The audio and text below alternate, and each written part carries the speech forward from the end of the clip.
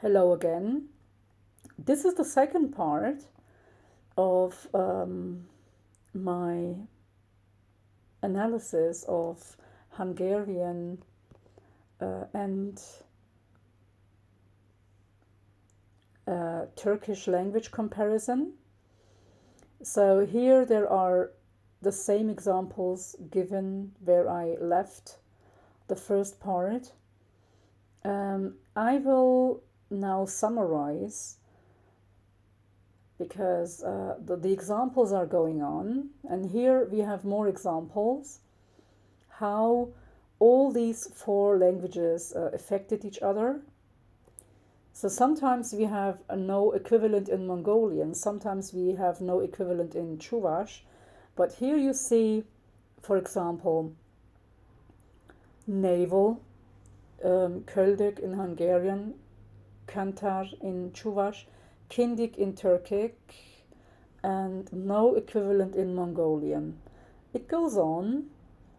We have here, for example, other examples. When we have, for example, for blue, we have kek in Hungarian, kavak in chuvash, kök in Turkish, which means actually light blue, because we call also the sky gök. Now it's called gök. And in Mongolian it is küke. So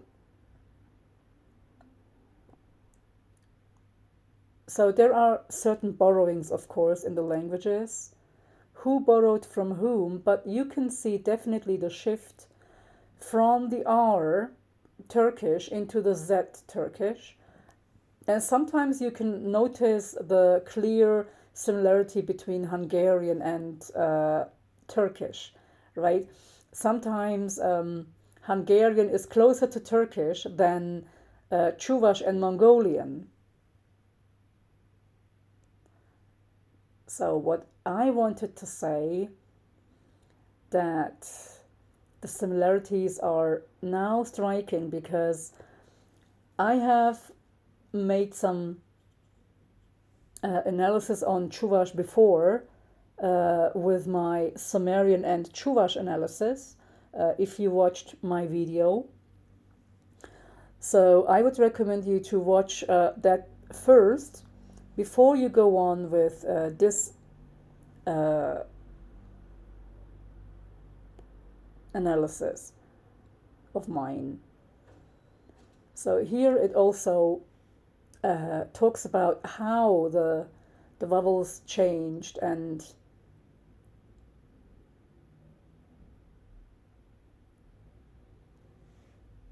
how it affected the other languages. So I'm skipping all these. We have here the dates when these words were actually taken and when they were borrowed. I actually think they were taken before those dates. I don't think it was that late. They talk about 1000 AD, but I'm quite sure that the Uralic languages had earlier contact with the Altaic languages, dating back to at least 2000 or 3000 years ago. So we also have the Pechenegs and Kumans here, and the Ogur languages, which is written here.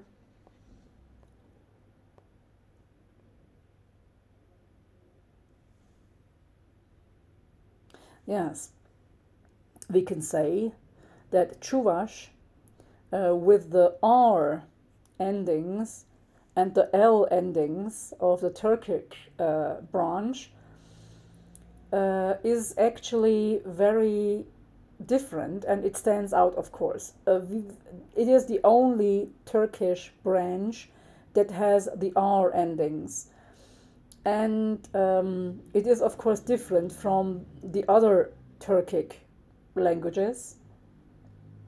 And our modern Turkish, unfortunately, doesn't hold many R words now. They have all shifted into Z.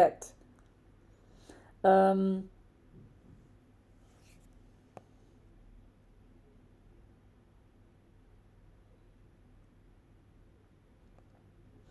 yes, and there was one part which I liked really, and it was that it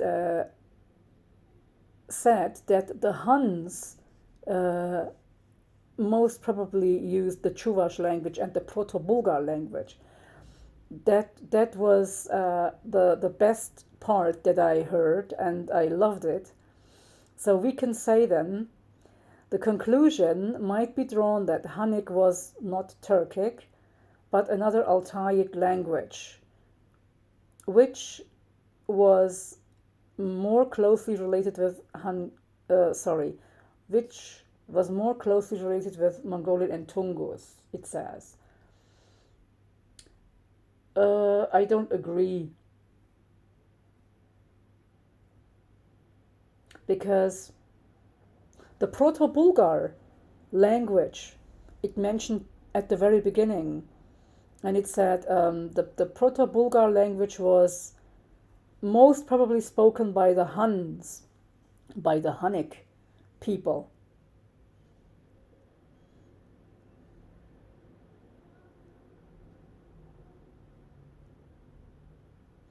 Of course, a further research can be done.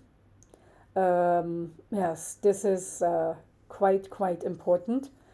We have to look at more parallels between Hungarian and Turkish, but we have to compare the R type.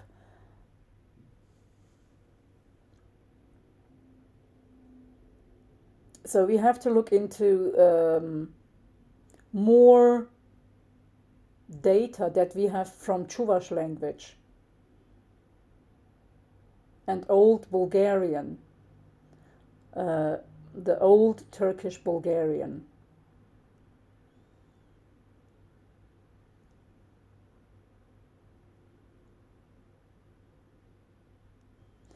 And here it says, if we look at the Lir correspondences among Chuvash, the Lir is the endings with R.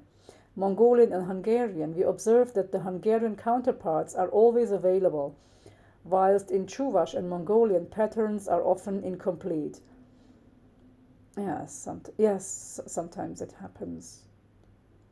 So that was actually the summary of the second part. Um, I have to look into other Turkologists and their studies. So, what I wanted to stress is if we want to compare the effect of the languages and how the languages affected each other, we have to take Uralic and Altaic at the same time. You cannot separate them. And actually, you see here that Turkish is not an Altaic language. It is actually the mixture of both. And you see that Hungary is also not only a Uralic language, it was also affected by the Turkish language. So you cannot say it is uh, merely Uralic. So you see how these two languages they moved from the Urals to the Altai and from the Altai to the Urals. You see the interaction, you see the movement there.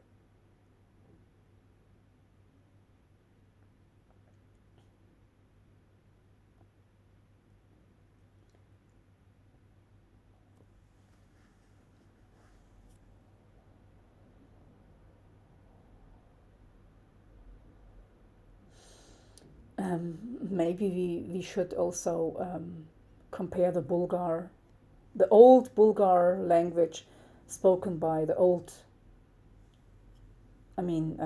by old Turkish as well, who have the old Turkish words in them.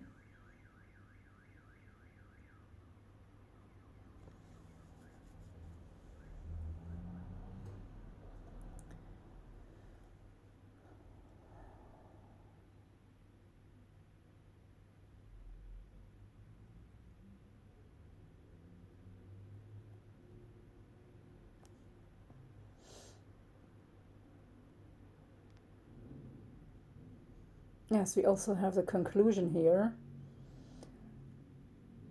So, in my view, the conclusion is that Hungarian and Turkish are closer related as I thought.